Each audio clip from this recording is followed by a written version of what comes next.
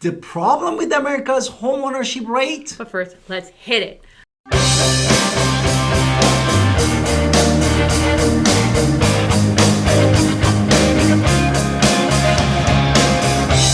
Hi, it's Alan Victoria. Welcome to our channel and podcast. And if this is your first time in our podcast and YouTube channel, make sure you subscribe and get notified. Honestly, call and text all the time at 252-327-3357.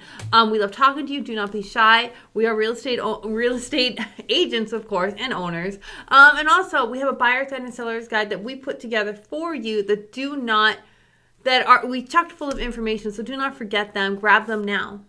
Exactly. And today we wanted to actually open a discussion about very interesting topics about the problem with America's basically rate of the home ownership. Which was an article that I read on Axios, it's Axios, right? But I read this and I said, what is this trying to sell people? Because it was a little crazy. So we're gonna kind of talk about the original points, and then we're gonna tell you, as real estate agents and regular people who live here, what the counter arguments to every one of these crazy argumentative nonsense that I read was. Exactly. Therefore, the first point really was about the wealth creation for the next generation.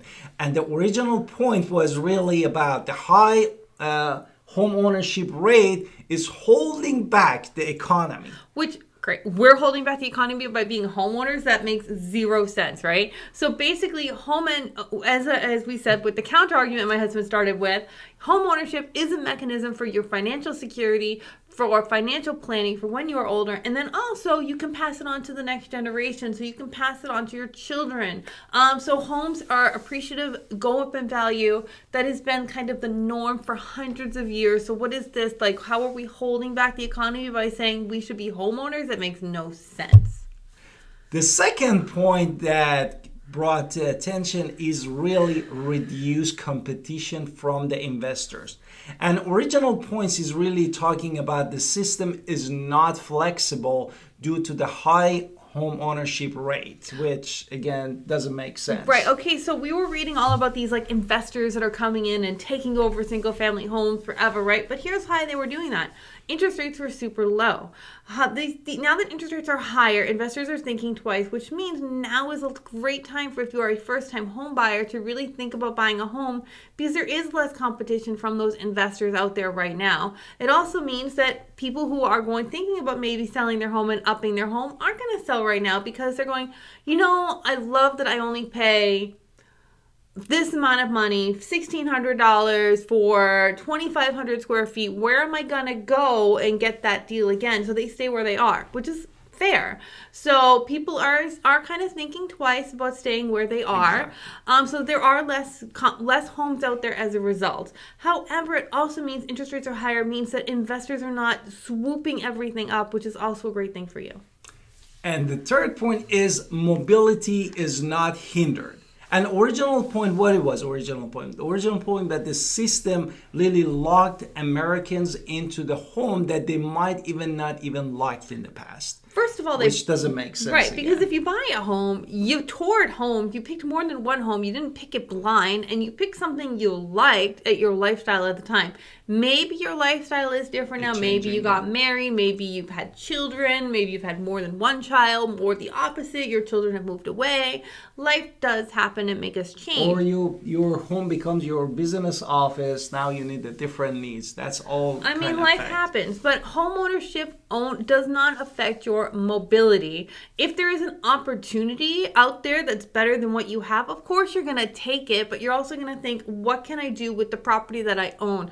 Do I keep it? Do I sell it? Do I rent it? What are my financial benefits? But the fact is, you have financial choices when you have opportunities that come your way, which I think you should take your opportunities if they truly are opportunities. And you can also think about the financial blessings you have, because now that you have money and you have a home, you can, even if you don't want it anymore, you can figure out a way to deal with it. Are you going to get more money? Are you going to keep it? What are you going to do? Or because you intend to come back in the future? What are your choices? But you have choices, which not everybody has.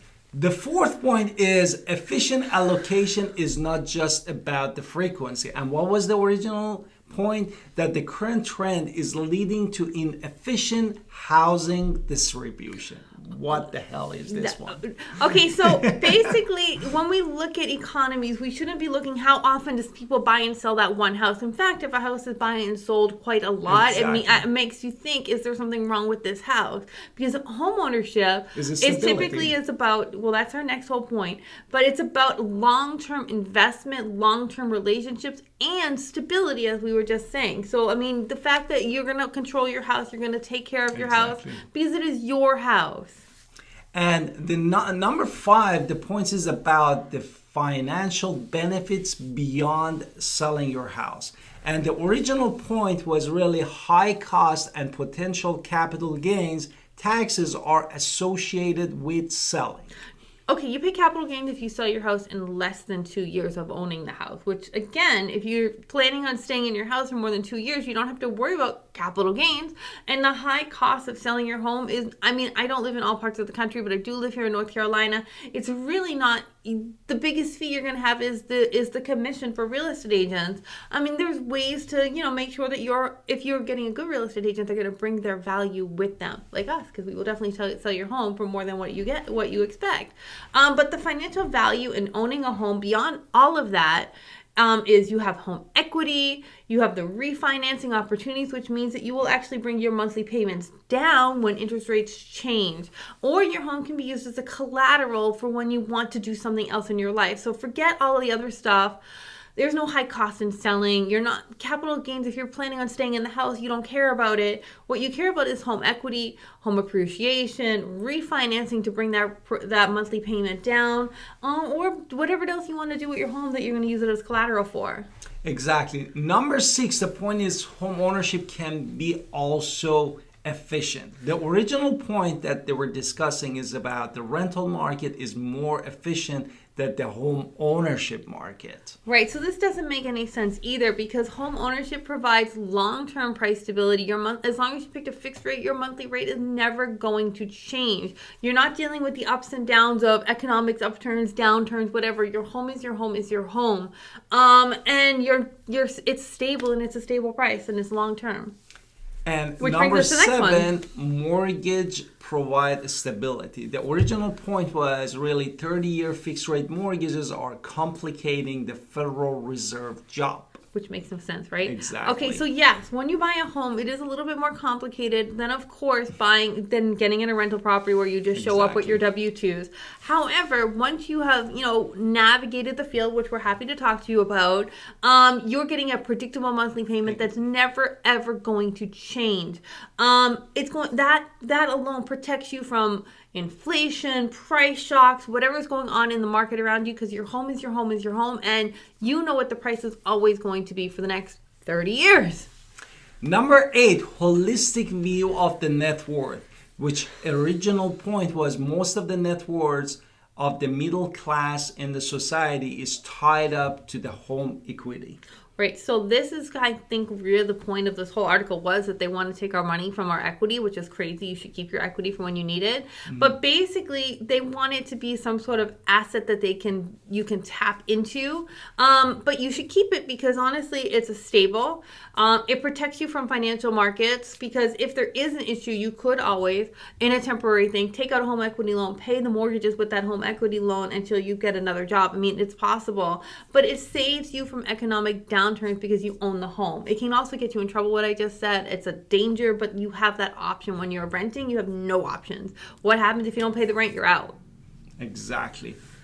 Number 9, basically, development is not the only hindered by the homeowners. And the original point was home ownership fuels opposition to the new housing.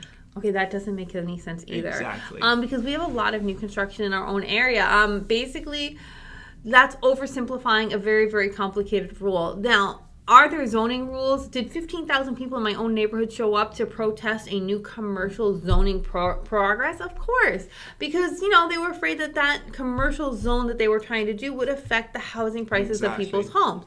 Totally understand. You're allowed to have an opinion on what should be near your house when you're the homeowner. But, I mean, are there people feeling like there shouldn't be more single-family homes out there? No. Are there people feeling questions of should we only be doing multi-dwellings or anything like that, yeah, those are different questions and different beasts, because the answer is who's buying them, and are they really just meant for renters, or are they promoting stable security with home ownership?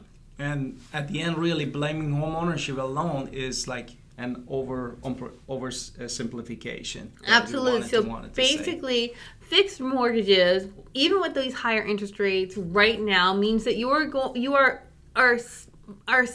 saved from more inflation. You're saved from whatever's going on with the stocks going up and down. It doesn't matter. You have a stable payment over a fixed amount of time that you can afford, and that is really kind of the key to home ownership. It is tangible and intangible benefits, Exactly. and there are more tangible benefits of you owning a home, and it's not destroying the entire economy, as this entire article was saying. It's actually helping you, and it's been the foundation of this country for years, since the beginning. Like, I know you didn't read the Federalist Papers, but I read the Federalist Papers, and I talked about them in AP Government. Like, it says their home ownership is preferred for any sort of government because it brings stability, and that is what you want in your own life, stability. Exactly. And I hope this video and podcast was useful. And if you are buying or selling in the area or out of the state, don't forget to call Alan Victoria at 252-327-3357. And also support our channel and podcast by subscribing in it. See you in next video.